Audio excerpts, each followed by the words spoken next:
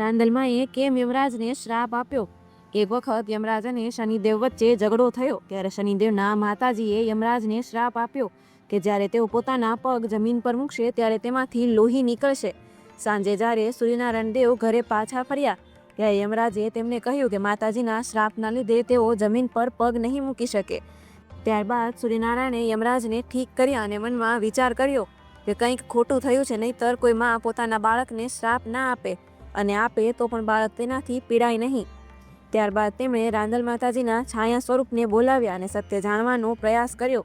છાયા સ્વરૂપે રાંદલમાએ કહ્યું કે પોતે રાંદલ માતાજી છે, પરંતુ સૂર્યનારાયણ ભગવાન માન્યા નહીં અને કહ્યું કે જો તમે સત્ય નહીં કહો તો હું તમને બાળીને ભસ્મ કરી દઈશ, જેથી તેમણે સત્ય કહેવું પડ્યું। સત્ય જાણ્યા પછી ભગવાન સૂર્યનારાયણે વિશ્વકર્માના ઘરે તપાસ કરી તો તેમને પણ ખબર નથી કે રાંદલ માતાજી ક્યાં ગયા છે। પછી સૂર્યનારાયણ ભગવાને ધ્યાન કર્યું અને જોયું કે રાંદલ માતાજી ક્યાં છે। પછી તેઓએ ઘોડાનું સ્વરૂપ ધારણ કર્યું અને જ્યાં રાંદલ માતાજી તપ કરતા હતા ત્યાં ગયા અને માતાજીનું તપ ભંગ કર્યું અને તપ કરવા પાછળનું કારણ પૂછ્યું।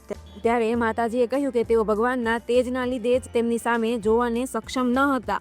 આ સાંભળીને સૂર્યનારાયણ ભગવાને પોતાનું તેજ ઘટાડ્યું અને પોતાનું તેજ 4 અલગ અલગ વસ્તુઓમાં સરખે ભાગે આપી દીધું।